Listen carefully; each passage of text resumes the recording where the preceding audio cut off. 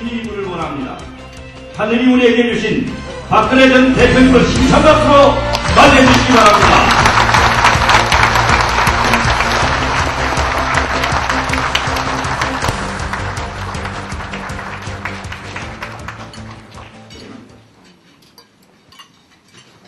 존경하는 중앙위원 여러분 안녕하십니까? 오랜만에 이렇게 한자리에서 뵙게 되는 것 같습니다. 그동안에 신년 인사회 자리라든가 또 당내 행사에서 뵙고 인사를 드린 적은 여러 번 있었습니다만 차분하게 이렇게 말씀을 드릴 기회는 갖지 못했습니다. 그래서 늘 아쉽게 생각을 해왔는데 오늘 이런 시간을 갖게 돼서 참 기쁘게 생각합니다. 이렇게 뜻깊은 자리를 만들어주신 이강두 의장님과 또 이른 아침부터 이렇게 많이 참석해주신 중앙위원 여러분께 진심으로 감사를 드립니다. 제가 지난번에 이 자리에서 여러분을 배웠을 때 한나라당에 나아갈 길이라는 이런 주제를 가지고 말씀을 드렸던 기억이 납니다.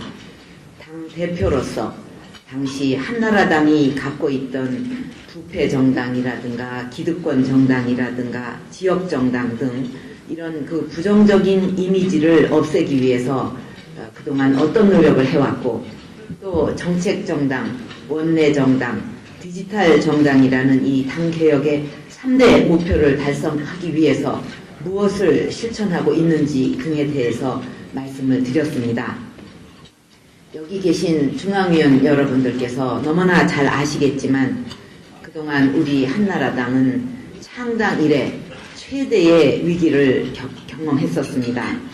다행히도 우리 당원 여러분들께서 한마음으로 노력해 주신 덕분에 그 위기를 극복할 수 있었고 또 지금 강재섭 대표를 비롯한 현 지도부가 잘해주고 계시기 때문에 국민들로부터 높은 지지를 유지하고 있다고 생각합니다.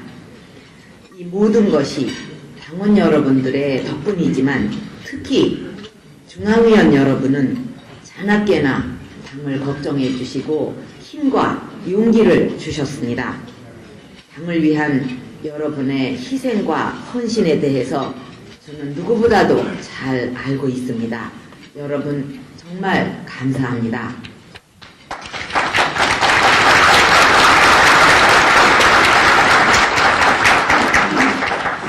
오늘 저는 여러분께 대한민국의 미래와 한나라당의 시대적 사명이라는 주제로 말씀을 드리고자 합니다. 대한민국의 미래를 위해서 우리 한나라당이 무엇을 해야 할지 깊이 생각하지 않을 수 없습니다. 저는 대한민국의 미래는 선진 한국이고 한나라당의 사명은 정권을 교체해서 우리 손으로 선진국을 만드는 일이라고 생각합니다.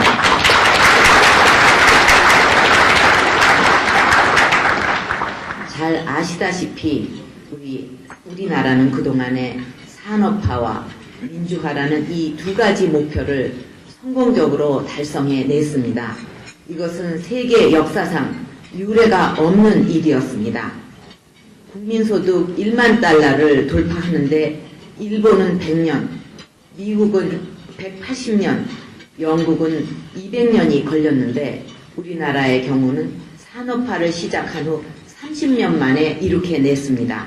이것은 말 그대로 기적입니다. 그리고 이런 경제성장을 토대로 해서 민주화도 이루어냈습니다. 그런데 문제는 그 다음입니다. 산업화와 민주화를 압축적으로 이룩한 이후에 우리나라가 나아갈 방향을 잃어버렸습니다.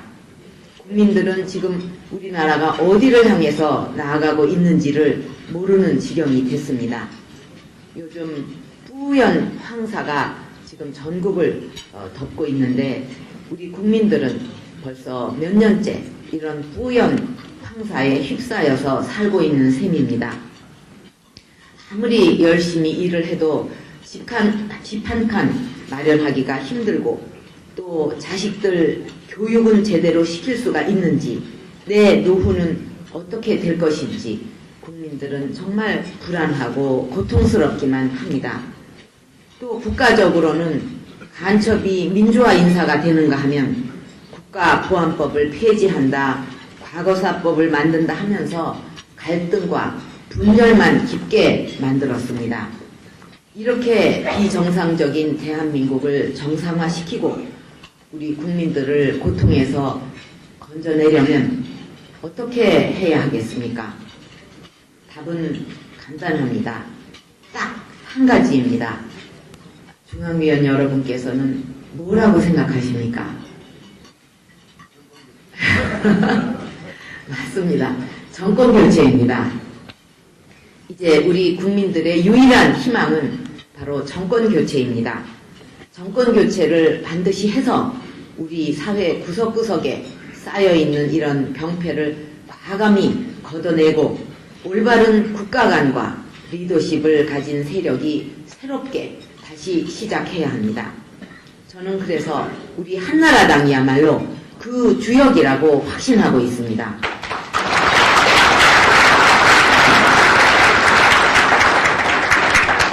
잘못 가고 있는 나라를 정상화시키고 대한민국을 제3의 도약으로 이끌 수 있는 주역은 바로 여러분들이고 우리 한나라당입니다. 여러분 동의하시죠?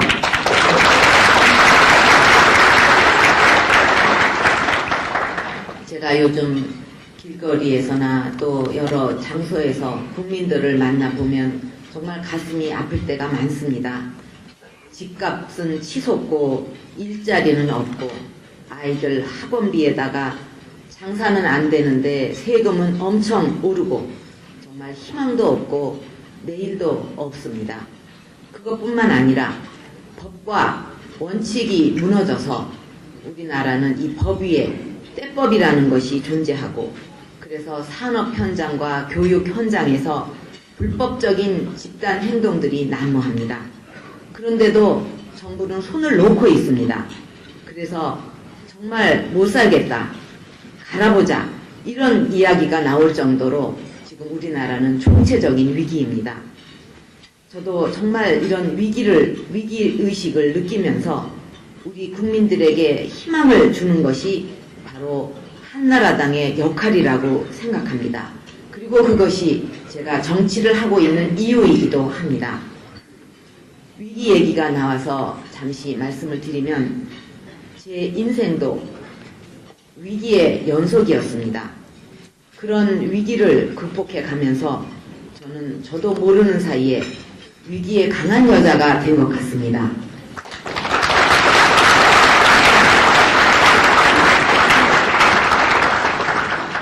어머니가 총탄에 돌아가시고 또 어머니를 대신해서 퍼스트레디 역할을 해야 했을 때 그것은 저에게 대단한 위기였습니다. 22살의 어린 나이에 얼마나 막중한 책임감을 느꼈겠습니까? 외국 사절을 만나서 어떻게 하는 것이 나라에 도움이 되는 것인지 또 어머니께 누가 되지 않도록 어머니께서 해오시던 사업을 계속해서 대신하고 또 아버지를 옆에서 도와드리면서 그때도 하루에 잠 5시간 이상 잔 적이 없었던 것 같습니다. 얼마 후에 또 아버지를 그렇게 보내드리고 정말 견딜 수 없는 고통의 나날들이 이어졌지만 저는 꿋꿋하게 견뎌냈습니다. 그러다가 청와대를 나와서 자연인으로 살던 저를 정치로 불러들인 것은 10년 전 IMF 사태였습니다. 어떻게 세운 나라인데 이대로 무너질 수는 없다. 제 한 몸을 던져서 나라를 다시 살리는데 조금이라도 보탬이 된다면 기꺼이 나가서 한번 몸을 부딪혀서 해보자. 이런 결심으로 저는 정치에 뛰어들었습니다. 며칠 전에 우리 한나라당이 천막당사 3주년 기념식을 가졌습니다만 탄핵 역풍으로 당이 위기에 빠졌을 때 저는 당 대표를 맡았습니다. 당의 간판을 떼어들고 찬바람과 흙먼지가 날리는 그런 벌판을 가로질러서 천막당사로 향하던 그때를 저는 결코 잊을 수가 없습니다. 당 대표실로 쓰던 그 컨테이너 그 박스가 비바람에 무너져 내리고 또 지붕이 내려앉아서 회의를 할 적에 양동이 받쳐놓고 또 그 회의를 하기도 했습니다. 그때 회의를 하던 분들이 가끔씩 천장 한번 쳐다보고 또 양동이 한번 쳐다보고 이렇게 하면서 회의를 했습니다. 또 작년 지방선거 때는 저도 부모님과 마찬가지로 테러를 당하기도 했습니다.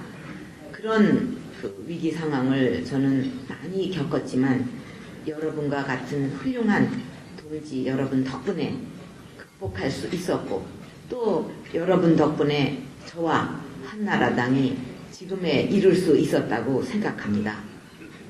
이제 지금부터가 정말 중요하다는 생각입니다. 우리가 어떻게 하느냐에 따라서 국민의 신뢰를 얻을 수도 있고 다시 천길만길 나락으로 떨어질 수도 있습니다. 저는 앞으로 우리 정치는 더 이상 권력이나 개인의 영달을 위한 수단이 되어서는 안 된다고 생각합니다. 정치를 위한 정치, 권력을 위한 정치가 아니라 국민의 목소리를 듣고 그것을 해결하기 위해서 노력하는 정치가 되어야 한다고 생각합니다.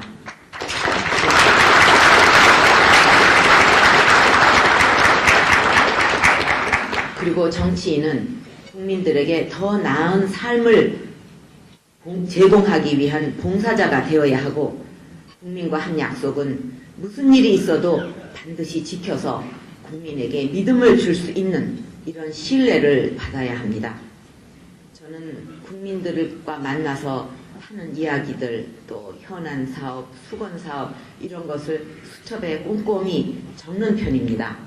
작은 약속이라도 성실하게 지키는 데서 신뢰가 쌓인다는 이런 생각 때문에 전국 곳곳의 민생 현장에서 제가 들은 애로사항을 수첩에 적어서 또 그것을 예산에 반영하고 정책위원회에 넘겨서 같이 의논도 하고 법안으로 만들고자 노력을 했습니다. 그리고 틈만 나면 그것을 보면서 챙겼더니 여당에서 저를 보고 수첩공주라고 했습니다. 저는 그때 여당이 저를 보고 수첩공주라고 하는 것을 보고 안타깝기도 했지만 또 한편으로는 반갑기도 했습니다. 왜 그런지 아십니까?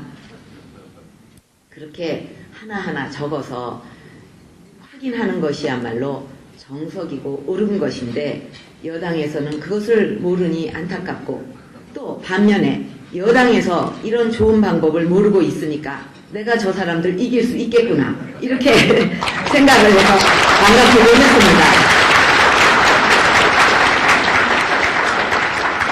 그리고 실제로 저들하고 싸워서 다 이겼습니다.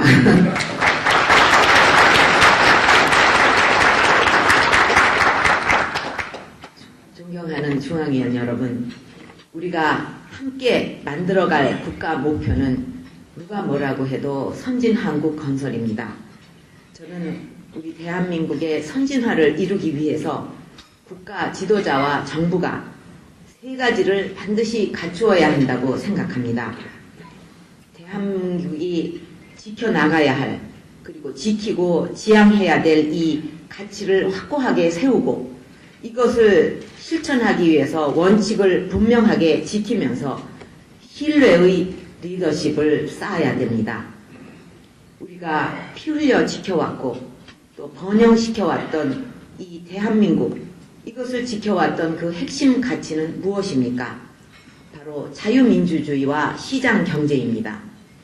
저는 오늘날 우리나라가 겪고 있는 이 혼란과 이 갈등은 바로 이 자유민주주의와 시장경제라고 하는 이 핵심 가치를 흔드는 데서 이것이 흔들리는 데서 시작된 거라고 보고 있습니다. 뿌리가 흔들리는데 어떻게 나무가 흔들리지 않고 잘 자랄 수가 있겠습니까? 국가를 뒤엎는 간첩 활동을 한 사람이 국가 공직자에 임명되는 이런 나라가 대한민국 말고 세계 어디에 있을 수가 있겠습니까?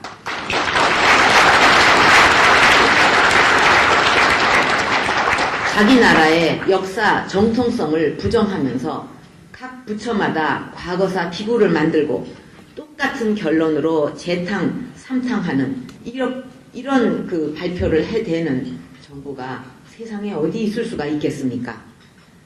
시장 경제를 제대로 하는 나라치고 온갖 규제와 반기업 정서로 기업들을 꽁꽁 손발을 묶어버리는 이런 정부가 우리나라 말고 또 어디 있을 수가 있겠습니까? 아마 이 자리에 계신 여러분도 KTX를 여러 차례 타셨을 거라고 생각합니다. 그래서 거기 들어가면 순방향 좌석과 또 역방향 좌석이 있는데 기차가 가는 방향과 반대로 가는 이런 그 역방향 좌석의 요금이 더 쌉니다. 왜냐하면 그렇게 오래 타면 머리가 어지럽고 아파서 그렇다고 합니다. 그런데 이 역방향 좌석이 왜 이렇게 안 좋겠습니까? 바로 앞을 내다보는 것이 아니라 지나온 길만 바라보기 때문입니다. 이 정부가 지금까지 해온 일도 바로 그렇습니다. 힘을 모아서 미래를 향해서 나아가도 부족한 상황에 고개를 뒤로 오고 더러운 길만 바라보고 왔습니다. 저는 이제 대한민국은 더 이상 뒷걸음칠 여지가 없다고 생각합니다. 자유민주주의와 시장경제라는 이 가치를 확고하게 세우고 앞으로만 나아가야 할 것입니다.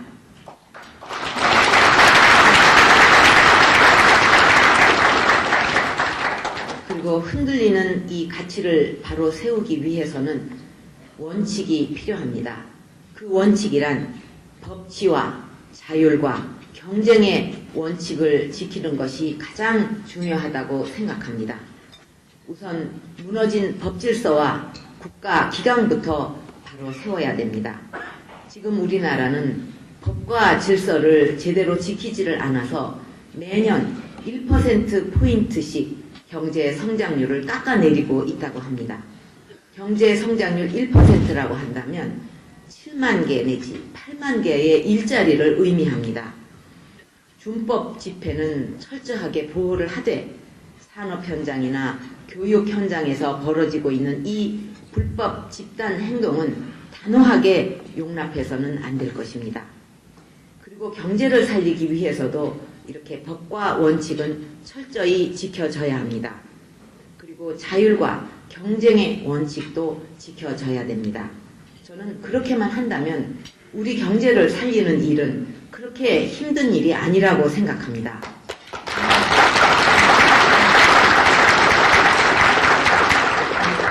이 정부 들어서 국가 부채는 4년 동안 무려 2배 이상 증가했습니다. 근로자의 소득이 16% 올랐는데 국민소득세는 26%나 올랐습니다. 이렇게 빚 얻고 세금 더 걷고 그래서 이 정부는 그 돈을 어디에다가 썼습니까? 세기도 힘들 정도로 수많은 위원회 만들고 그런 위원회에 몇 천억씩 쓰고 그리고 공무원 숫자만 4만 8천 명이나 늘려놨습니다. 국민들이 애타게 바라는 일자리는 제대로 만들어내지도 못하면서 공무원 자리만 만들었는데 이렇게 국민들은 허리띠를 줄이면서 이렇게 애를 쓰는데 자기 살만 찌우는 이런 정부, 저는 대한민국밖에는 없다고 생각합니다.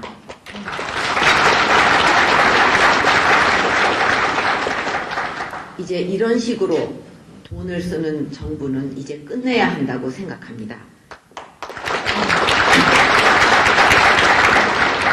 돈을 쓰는 정부가 아니라 돈을 벌어들이는 정부가 돼야 됩니다. 여러분께서 자동차 정비 공장에 가면 이렇게 쓰인 것을 잘 보실 겁니다. 자주 닦고 조이고 기름치자. 저는 우리 경제도 살리기 위해서는 줄이고 풀고 세우자 이런 그 원칙으로 이런 구호를 내걸고 나가야 된다고 생각합니다.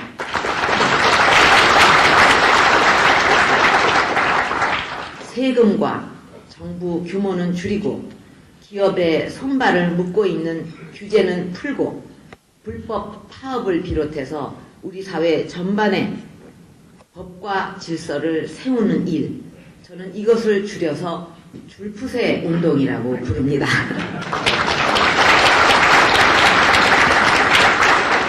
그리고 이 줄푸세 운동을 확실하게 벌리면 우리 경제는 살아날 수가 있습니다. 저는 다음 정부에서는 매년 7%의 경제 성장을 해서 300만 개의 일자리를 만들어야 한다는 구상을 가지고 있습니다. 그렇게 된다면 5년 후에 우리나라는 1인당 국민소득이 3만 달러를 넘을 수가 있고 또 우리 국민들의 살림살이도 훨씬 좋아질 것입니다.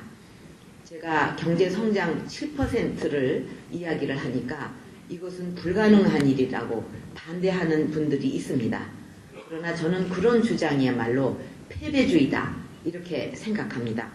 중국이나 인도는 물론이고 싱가포르나 홍콩도 매년 7%의 경제성장을 하고 있습니다. 우리나라도 이 정부가 들어서기 전에는 매년 7%의 성장을 해왔습니다. 또 우리 국민은 무에서 유를 창조한 이런 기적 같은 저력을 가지고 있습니다. 그래서 올바른 리더십만 발휘된다면 이 7% 성장은 충분히 가능하다고 저는 믿고 있습니다.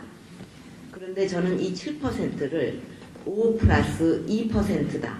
굳이 5 플러스 2%라고 이렇게 부릅니다. 5%는 우리 경제의 잠재 성장률이고 플러스 2%는 바로 국가 지도자의 몫인 것입니다.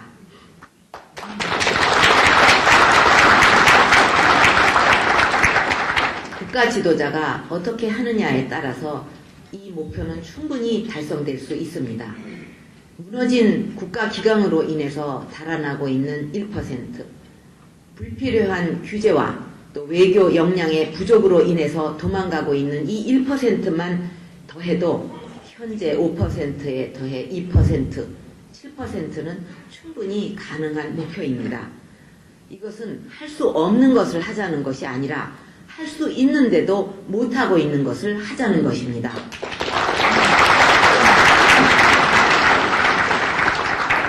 이렇게 저는 풀 것은 풀고 줄일 것은 줄이고 세울 것은 바로 세운다면 우리 경제 반드시 살아날 수 있다고 확신합니다. 자신합니다, 여러분.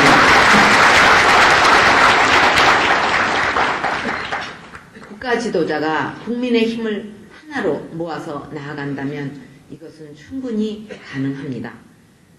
우리나라가 선진국이 되기 위해서 반드시 필요한 또 한 가지는 바로 신뢰입니다. 저는 우리나라가 법을 지키는 사람들이 손해보지 않고 부정부패로 돈을 벌어서 앞서가는 것이 용납되지 않고 땀을 흘린 만큼 보상받고 성공할 수 있는 나라가 되어야 한다고 생각합니다.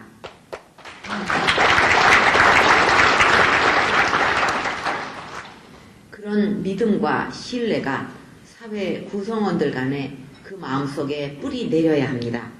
신뢰가 낮은 사회일수록 사회적 비용이 대단히 커집니다. 경제적으로도 효율성이 낮고 또 경쟁력도 떨어집니다. 우리 사회에서 그런 신뢰가 뿌리 내리게 하려면 무엇보다도 사회 지도층과 정치인부터 법과 질서를 지켜야 됩니다. 자기 자신은 법과 질서를 지키지 않으면서 어떻게 국민들께 법과 질서를 지키라고 요구할 수가 있겠습니까? 또 그렇게 요구한들 그게 통할 수가 있겠습니까? 우리가 선진국으로 도약하기 위해서는 국가 지도자의 강력한 리더십이 물론 필요합니다. 그런데 그 강력한 리더십이 어디에서 나온다고 생각하십니까? 단순히 권력을 갖는다고 해서 강력한 리더십이 생기는 것도 아니고 물리적인 힘이 약하냐 여기에 따라서 생기는 것도 아닙니다. 리더십이 강하냐 약하냐 하는 것은 바로 국민들이 신뢰를 하느냐 안 하느냐에 달려있다고 생각합니다.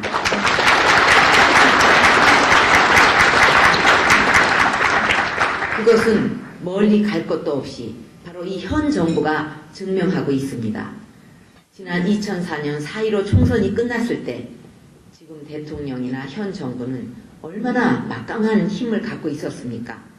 입법, 사법, 행정부 이 3부를 전부 장악해서 뭐든지 다 할 수 있을 것 같았지만 아무것도 한 일이 없고 지금은 지지율 10%대에서 허덕이고 있습니다. 부동산 정책이나 교육 정책이나 그 무엇을 발표를 해도 정책이 도무지 먹히지를 않고 있습니다. 부동산 정책도 30회를 넘게 세금 폭탄이라는 말이 나올 정도로 강력한 정책을 내놔봤자 어디 하나 제대로 먹힌 적이 있습니까? 이렇게 된 것은 한마디로 국민의 신뢰를 잃어버렸기 때문입니다. 국민은 민생을 좀 살려달라 이렇게 요구하고 있는데 이 정부는 자기들 코드에 맞춰서 4대 악법을 끄집어내가지고 나라를 분열로 이렇게 몰아넣다가 국민의 신뢰를 완전히 잃어버리고 말았습니다. 리더십이 강하냐 약하냐 하는 것은 국민의 신뢰로부터 나오는 것이고 신뢰받는 리더십이야말로 대한민국을 살릴 수 있는 가장 강력한 리더십이라고 생각합니다.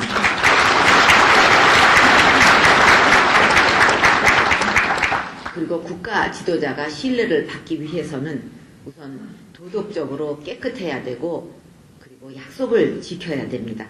그리고 국민과 함께 가야 합니다.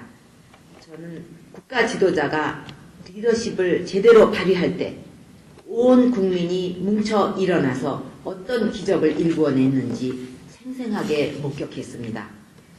어머니의 역할을 대신하면서 사심없이 희생하는 깨끗하고 신뢰받는 리더십이야말로 가장 강력한 리더십이라는 것을 배웠습니다.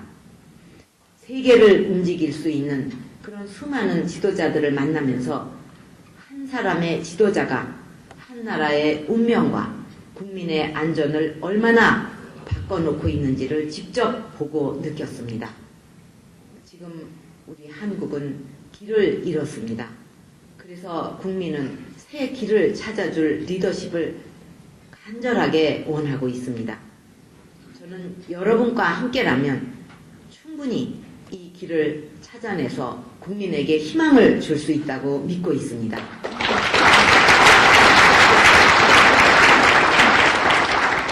우리가 힘을 모은다면 선진한국 만들 수 있고 참 좋은 나라를 만들어낼 수 있다. 저는 이렇게 확신합니다. 존경하는 중앙위원 여러분, 저는 정치의 최고의 가치는 국민들 안전하고 편안하게 살고 잘 사는 것이라고 생각하고 있습니다. 어려서부터도 그렇게 배워왔고 정치에 입문하면서 다짐했던 것도 또 주위의 만류에도 불구하고 당대표라는 짐을 질 때도 바로 이 정치의 핵심 가치를 생각했습니다. 그리고 저는 원칙을 세웠습니다. 당대표의 기득권을 다 버리고 한나라당부터 개혁하자 이러는 원칙이었습니다. 우리가 내미는 손이 깨끗해야만 국민도 우리 손을 잡아줄 것이라는 생각에 여러분과 함께 사심없이 당 개혁을 위해서 모든 노력을 다해왔습니다.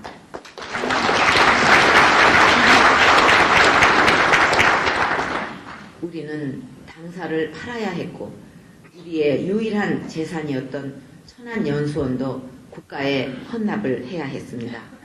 함께 고락을 같이 했던 사무처 식구들도 40%나 떠나보내야 했습니다. 또 지방선거를 앞두고는 당의 중진 의원들을 우리 손으로 검찰에 고발하는 이런 가슴 아픈 일을 겪어야 하기도 했습니다.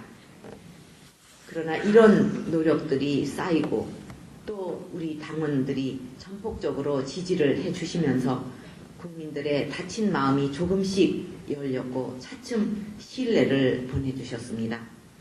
그리고 지금 우리는 지방선거에서 압승을 거두고 이제 정권 교체라는 마지막 고지에서 베이스 캠프를 차렸습니다. 지금부터가 정말 중요합니다.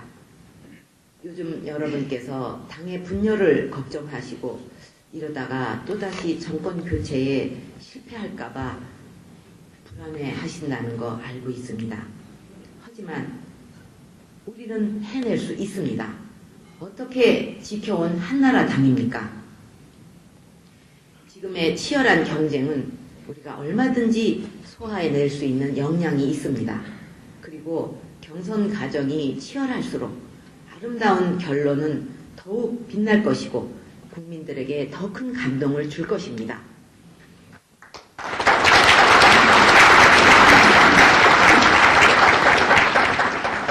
다만 한 가지 우리가 명심해야 할 것이 있습니다. 천막 당사조차도 과분하게 생각하면서 깨끗한 정치를 다짐했던 이 천막 당사 정신만은 어떤 경우에도 마지막까지 잃어버려서는 안 된다고 생각합니다. 그래야만 우리는 승리할 수가 있습니다.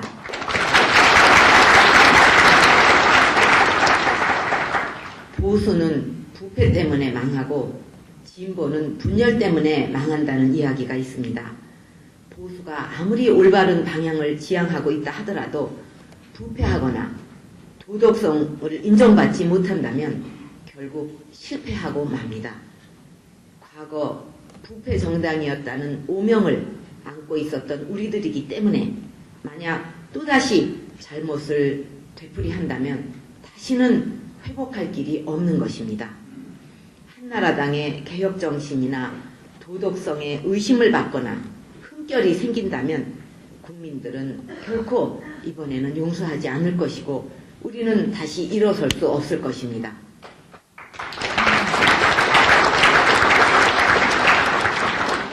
그동안 우리가 험난한 가시밭길을 함께 걸어왔던 이유는 단 한 가지였습니다. 가장 신뢰받는 정당을 만들어서 나라를 바로잡자는 것이었습니다. 아름다운 경선도 대선 승리도 오로지 깨끗한 한나라당 위에서만 존재한다는 이 점을 한시도 잊어서는 안 될 것입니다.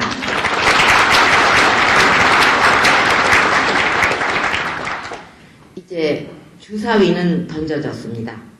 이달에 있을 재보궐선거를 시작으로 해서 올해 역사에 남을 정권교체를 꼭 해야 하는 운명 앞에 우리는 서 있습니다. 우리 한나라당이 모두 힘을 합쳐서 정권교체를 이루어내야 합니다. 우리는 할 수 있습니다. 그렇지 않습니까, 여러분? 존경하는 중앙위원 여러분, 여러분은 우리 한나라당이 힘들고 어려울 때마다 든든하게 지켜주셨고 힘과 용기를 주셨습니다. 여러분의 물심양면에 지원이 없었다면 지금의 한나라당도 또 이 자리에 서 있는 저도 있을 수 없다는 것을 잘 알고 있습니다. 저한테는 여러분이 바로 가족입니다. 저의 진심을 담아서 다시 한번 깊은 감사의 인사를 드립니다.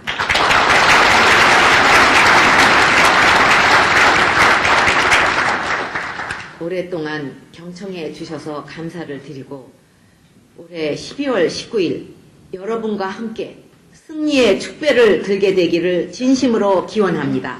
감사합니다. 네, 강혜동 대표를 주장하는 살기로 우리나라 만드시겠다고 박근혜 전 대표께서 말씀하셨습니다. 현재 한나라당의 대북 정책을 수정하자는 기조가 나오고 있습니다. 지난 23일 문화일보가 보도한 바에 따르면 북한을 국가적 실체로 인정하고 미국 이체제 이정부의 홍콩 중국식 통일 방안을 선호한다. 이 같은 보도가 나왔는데요. 대표님께서 생각하고 계시니 북한을 국가적 실체로 인정한다는 부분에 대해서 어떻게 생각하고 계신지 궁금하고요. 그와 관련해서 헌법 3조는 대한민국의 영토를 한반도와 부속도서로 함으로써 북한을 반국가단체로 인정하는 근거가 되고 있습니다. 그런데 이제 한나라당 내에서 헌법 3조 개정 논의도 나오고 있는 것으로 알고 있습니다. 헌법 3조에 대한 의견을 여쭙고 싶습니다.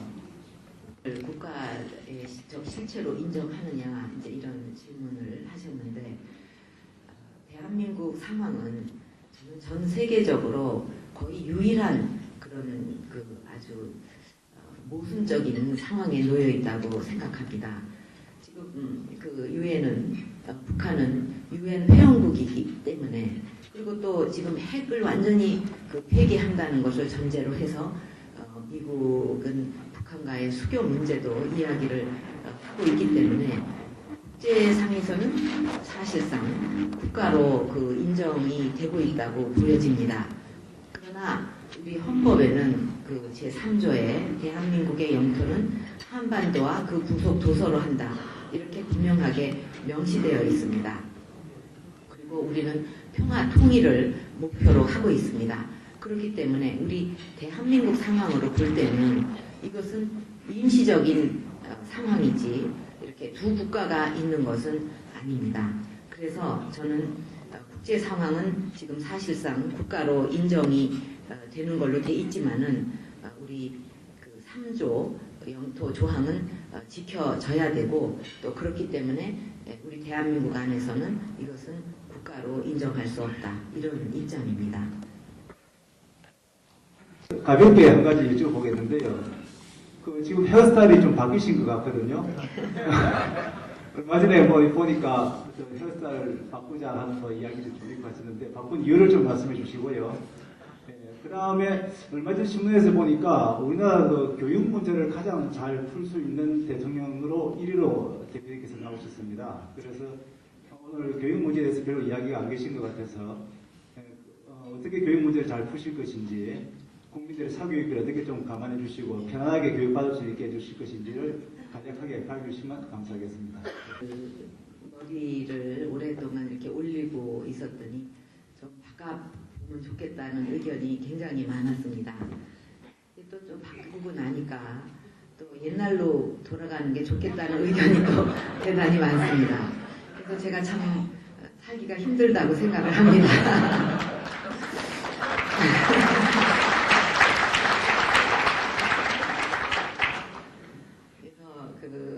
제가 국가적인 문제에 있어서는 원칙과 어떤 제 신념, 국익을 위해서는 그런 거는 결코 양보하지 않고 정치를 해왔습니다. 그러나 제 머리 문제에 관해서는 그렇게 너무 딱딱하게 할 게 없이 제가 또 많은 분의 지지를 받아야 제가 바라는 꿈을 이룰 수가 있고 선진 한국을 이루겠다는 또 저의 꿈을 실현할 수가 있기 때문에 올리는 것이 좋아하는 분도 있고 또 이 그냥 자른 스타일을 더 좋아하는 분도 있어서 올렸다 내렸다 이렇게 하기로 했습니다.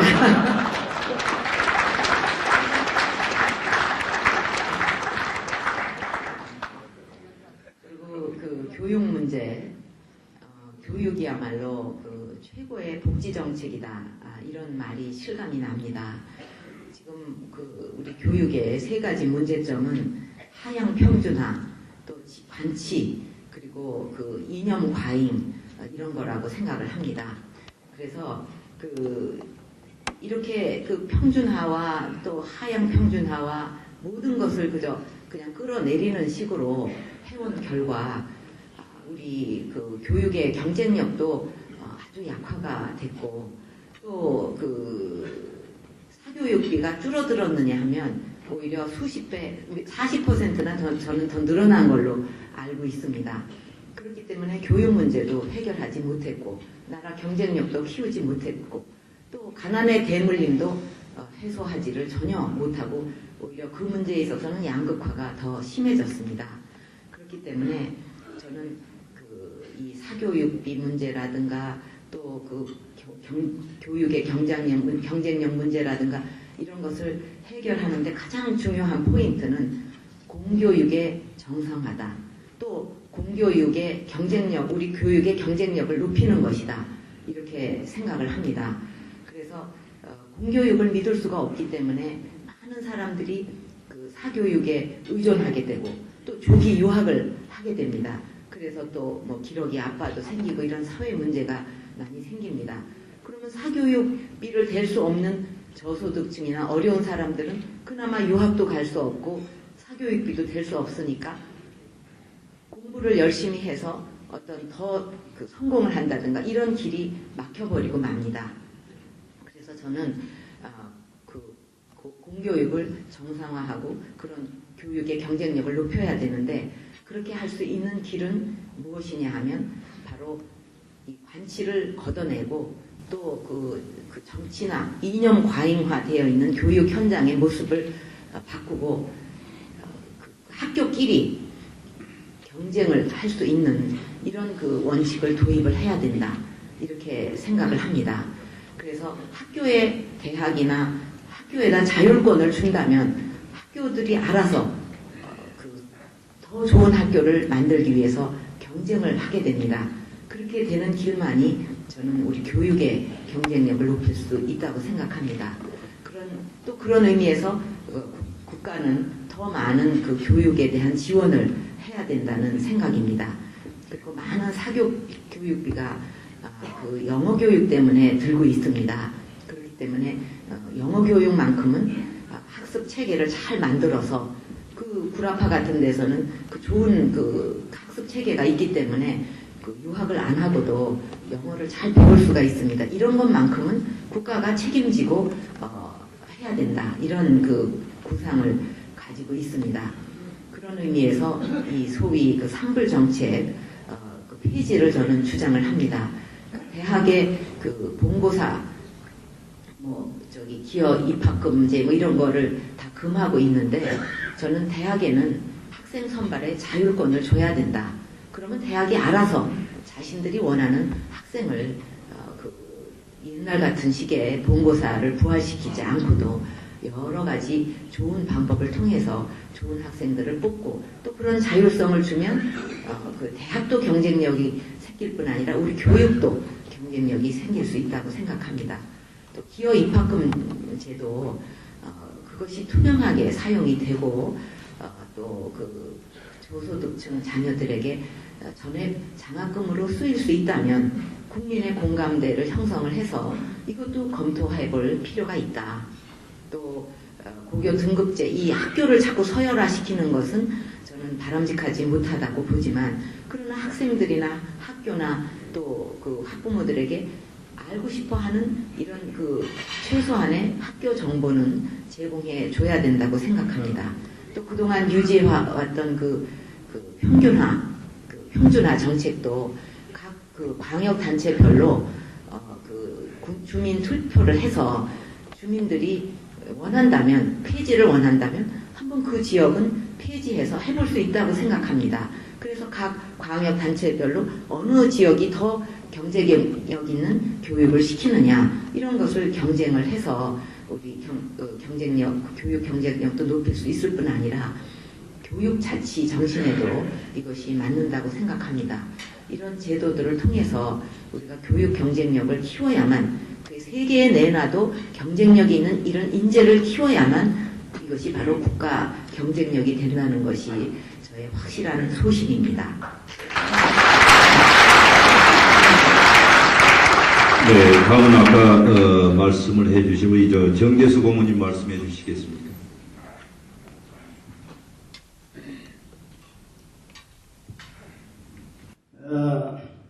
등산을 좋아하고 해서 여러 사람하고 등산을 다닙니다.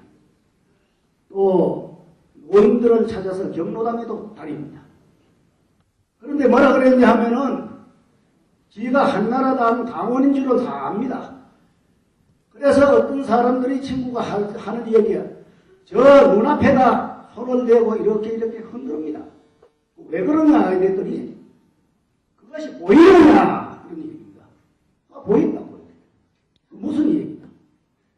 한나라당이 8월 달에 대통령 후보를 뽑아야 되는데 한나라당에는 한 방에 날아가는 흑사리 껍질도 있고 정권 교체를 확실히 할 수 있는 공산 명월도 있다 이거예요.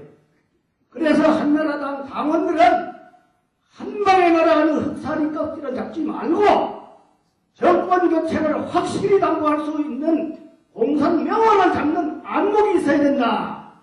그런 얘기를 들었습니다. 그래서 이 시간을 통해서 우리는 정권 교체를 확실히 담보할 수 있는 그야말로 공산 명월을 잡는 안목을 가져야 된다고 강조하고 싶습니다. 여러분 감사합니다. 한나라당 대통령 경선 선출에 있어서 어느 국가나 사회나 그 규칙이 있고 당헌이 있습니다. 그런데도 불구하고 무슨 당헌을 망각한 무슨 국민 선출 대의원, 저도 대의원도 안 돼 있는 사람이 한 사람입니다만은 어떻게 한나라당 대선 후보의 대통령 후보를 한나라당 당헌에 의해서 뽑아야지.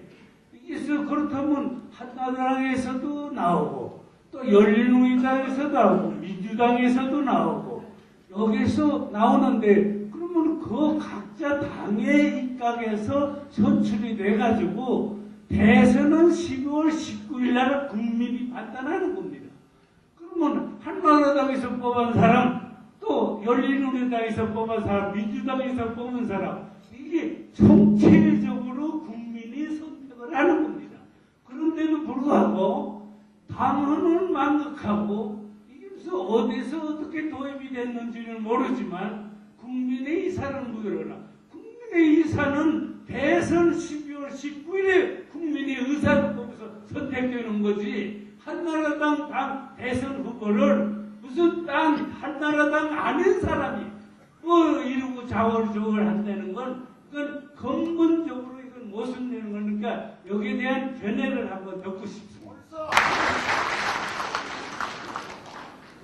한나라당은 그동안에 그 혁신안이라고 해서 제가 당 대표로 있을 때 우리 당원 전국을 돌면서 만든 그 경선 그 원칙이 있습니다.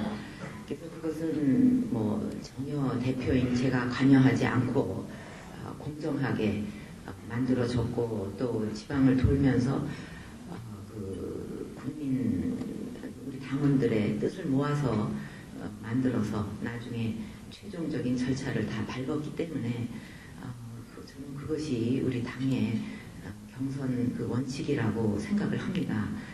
근데 그런 원칙이 한번 원칙이라는 것은 그 지키라고 정해진 건데 그런 것을 함부로 자꾸 흔들어 대서는 안 된다는 생각에서 그 어떤 유불리를 전혀 떠나서 이렇게 당원들에게 의해서 만들어진 것은 지켜야 된다. 그런 것이 저의 입장이었습니다.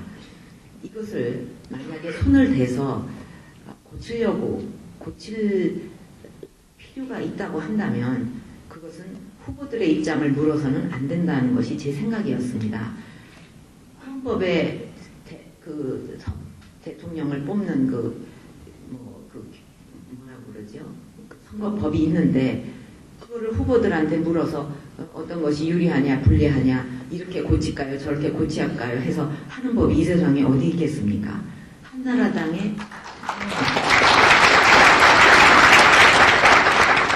한나라당의 그 경선 원칙도 후보들한테 물어서는 안 된다. 만약에 이것을 손댈 일이 있다고 한다면 그것은 후보들 입장 때문이 절대 아니라 뭐 여러 가지 변한 사정이나 기타 등등을 해서 당 지도부에서 당원들이 충분히 납득할 수 있는 명분과 그리고 그 이유 이것을 말하고 이런 사정으로 이것을 이렇게 고치고자 합니다. 이렇게 설명을 하고 당원들의 뜻을 또 한번 물어서 동의를 받아야 된다. 그 길만이 지금 만든 그 원칙을 변경시킬 수 있는 경우라고 저는 그 주장을 했습니다.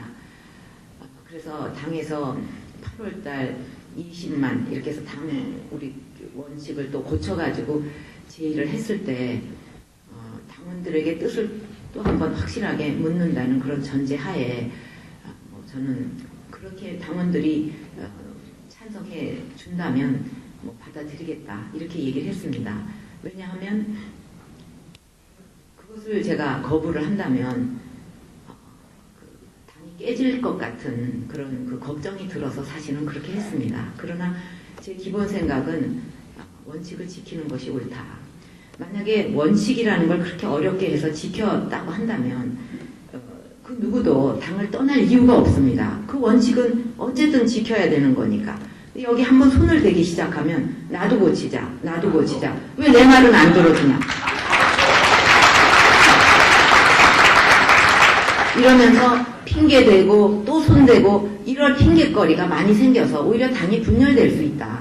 어떤 원칙이 되면 그거를 손댈 수 없는 그런 그 권위를 갖는다면 그거를 무시하고 당을 떠나거나 또는 나는 그거 따르지 않겠다 할 수 있겠습니까? 한번 손대기 시작한다는 거 그렇게 무서운 일입니다. 누구나 손댈 수 있고 이 사람이 내 뜻대로 이거 고쳐달라 그러면 다른 사람은 내 말을 또 왜 안 들어주냐? 그러면 그게 무슨 너덜너덜해진 원칙이 무슨 원칙입니까? 적어도 우리 한나라당은 그런 공당은 아니다. 그런 차원에서 제가 그 원칙을 주장을 했었고 또 뭐 사실은 뭐 시기가 언제냐 뭐 인원이 얼마나 참여하냐 하는 거는 국민들이 판단하는데 큰 그 문제가 되지 않는다고 생각합니다. 어떤 그 정치를 해왔고 또 어떤 생각을 갖고 어떤 실천을 하면서 그 사람이 살아왔냐, 언행은 일치하느냐, 또 앞에서 한 말과 뒤에서 한 말과 때에 따라서 바꾸는 적은 없느냐, 얼마나 국가관이 확실하냐, 저는 이것이 국민의 기준이 된다고 생각을 합니다. 그래서 아까 질문하셨던 우리 위원님은 이렇게 자꾸 원칙을 손대는 것에 대해서 강한 불만을 말씀하셨는데 충분히 이유가 있는 말씀이라고 생각하고 원칙은 지키고 자꾸 그거를 뜯어 고치고 또 손대려고 하는 것은 위험합니다. 만약에 그런 세력이 집권을 하면 나라도 그렇게 자꾸 원칙을 바꿀 겁니다. 그러면 그러잖아도 법질서, 공권력, 원칙이 무너져서 우리나라가 이렇게 돼버렸는데 또 새로 된 지도자나 집권 세력이 자꾸 자기 편의에 따라서 원칙 바꾸고 고치고 그러는 나라가 되면 우리 대한민국 선진국 될 수 없을 거 아닙니까? 네. 여러분들이 양해를 해주시면 질의응답 시간 이것을 마칠까 하는데 어떻습니까? 거기에